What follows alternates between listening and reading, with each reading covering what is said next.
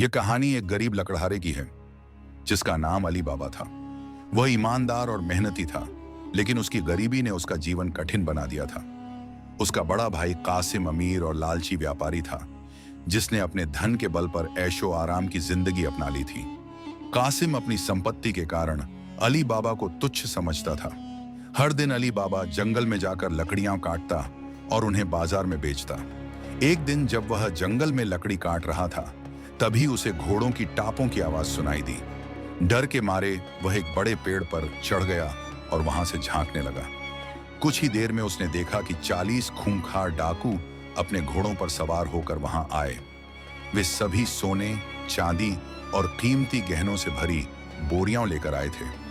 उनका सरदार एक ऊंचे पत्थर के सामने खड़ा हो गया और जोर से बोला, खुल जा सिम सिम।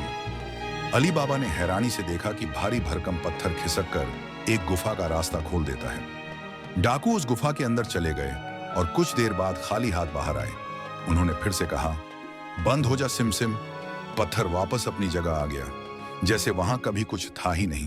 अली बाबा के दिल में डर और उत्सुकता दोनों थी। जब डाकू चले गए तो अली बाबा धीरे धीरे नीचे उतरा। वह डरते डरते चट्टान के पास गया और सरदार की कही हुई बात दोहराई, खुल जा सिम सिम। दरवाजा खुल गया। अली बाबा आश्चर्य से गुफा के अंदर गया। उसने देखा कि गुफा में सोने चांदी, हीरे जवाहरात, बहुमूल्य वस्तुएं और कीमती कपड़े भरे पड़े थे। ये डाकुओं का छिपा हुआ खजाना था, जिसे वे विभिन्न स्थानों से लूटकर यहां लाए थे। अली बाबा लालची नहीं था। उसने केवल उतना ही सोना लिया जितना वह ले जा सकता था और जल्दी से गुफा से बाहर निकल आया। फिर उसने दरवाजा बंद करने के लिए कहा, बंद हो सिम सिम। चट्टान फिर से बंद हो गई। अली बाबा अपने घर पहुंचा और अपनी पत्नी को सारी बात बताई। उसने सोने के सिक्के दिखाए और कहा कि अब वे अच्छे जीवन का आनंद ले सकते हैं। उसकी पत्नी बहुत खुश हुई और सोने के सिक्कों बहुत ज्यादा थे, इसलिए उन्हें को गिनने के लिए एक तराजू मांगने की बात कही। चूंकि उनके पास तराजू नहीं था, वह कासिम की पत्नी के पास गई और उधार मांगा। कासिम की पत्नी को शक हुआ कि अली बाबा की पत्नी इतनी रात को तराजू क्यों लेने आई है। उसने चालाकी से तराजू के कटोरे में चुंबक लगा दिया। जब अली बाबा की पत्नी ने तराजू लौटाया तो उसमें एक सोने का सिक्का चिपका रह गया। कासिम को पता चल गया कि अली बाबा के पास बहुत सारा सोना है। उसने जबरदस्ती अली बाबा से गुफा का रहस्य उगलवा लिया। कासिम लालची था। उसने अगले ही दिन एक बड़ा बोरा लिया और गुफा की ओर चल पड़ा। उसने कहा, खुल जा सिम सिम, और दरवाजा खुल गया।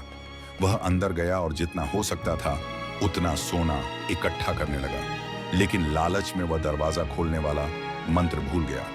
अब वह बाहर नहीं निकल सकता था। कुछ देर बाद डाकू गुफा में आए और कासिम को वहां देखकर गुस्से में आ गए। उन्होंने उसे मार डाला और उसके शरीर को कई टुकड़ों में काटकर गुफा में टांग दिया, ताकि कोई और यहां आने की हिम्मत न करे। जब कासिम घर नहीं लौटा तो उसकी पत्नी घबराई और अली बाबा के पास मदद मांगने पहुंची। अली बाबा अपने एक विश्वास पात्र नौकर के साथ गुफा की ओर रवाना हुए और जब वे गुफा पहुंचे तो अली बाबा की आंख फटे के फटे रह गए। वह देखा कि कासिम की शव ऊपर लटक रही थी। फिर अली बाबा और मर्जीना कासिम की शव लेकर घर की ओर रवाना हुए। जब वे कासिम की शव को लेकर घर लौटे, कासिम की पत्नी का रो रो के बुरा हाल हो गया। अब समस्या यह थी कि किसी को शक न हो कि उसकी हत्या हुई है। उनकी नौकरानी मर्जीना बहुत चतुर थी। उसने एक बूढ़े दर्जी को बुलाया और उसकी आंखों पर पट्टी बांधकर कासिम का शव सिलवाया, ताकि लोगों को लगे कि उसकी सामान्य मृत्यु हुई है। जब डाकू वापस आए और देखा कि शव गायब है, तो उन्हें समझ आया कि कोई और इस रहस्य को जानता है। उनका सरदार बोला, हमें उस व्यक्ति का पता लगाना होगा। डाकू शहर में गए और पता लगाने लगे कि किसके पास नया धन आया है। एक डाकू को अली बाबा के घर का पता लग गया और उसने दरवाजे पर एक विशेष निशान बना दिया, लेकिन मर्जीना ने इसे देख लिया और उसने चालाकी से कई घरों पर वैसा ही निशान बना दिया। जब डाकू वापस आए तो वे असमंजस में पड़ गए और अपने सरदार को घर नहीं बता सके। जब सरदार को पता चला कि अली बाबा घर कौन सा है, वे अब सरदार खुद व्यापारी बनकर अली बाबा के घर पहुंचा। उसने अपने साथ 40 बड़े घड़े लिए, जिनमें से 39 में डाकू छिपे हुए थे। सरदार जो खुद व्यापारी बनकर आया था, उसने कहा कि मैं बहुत दूर से आया हुए व्यापारी हूं। क्या आप मेरे 40 घड़े एक रात के लिए रख सकते हो? यों अली बाबा अच्छा इंसान था। इसलिए उसने 40 घड़े रखने के लिए राजी हो गया। जब रात हुए मर्जीना रसोई में खाना बना रही थी, तभी तेल खत्म हो गया। मर्जीना जब तेल लाने जा रही थी, वही दूसरी ओर एक कमरे में जहां घड़े रखे थे, वहां डाकू कुछ रणनीति बना रहे थे। जब मर्जीना कमरे के पास से गुजरी, तभी उसने कुछ फुसफुसने की आवाज सुनाई दी। बड्ढे घड़े में से आवाज आई, क्या रात हो गया? वह समझ गई कि अली बाबा की हत्या की योजना बनाई गई है। मर्जीना ने एक बड़ा बर्तन लिया और उसमें उबलता तेल गर्म किया। फिर उसने धीरे धीरे सभी घड़ों में तेल डाल दिया। घड़ों बाहर से बंद होने के कारण वे बाहर नहीं निकल पाए, जिससे 39 डाकू मारे गए। अब केवल डाकू सरदार बचा था। उसने बदला लेने की ठानी। कुछ दिनों बाद वह फिर व्यापारी बनकर आया और अली बाबा के साथ मित्रता करने लगा।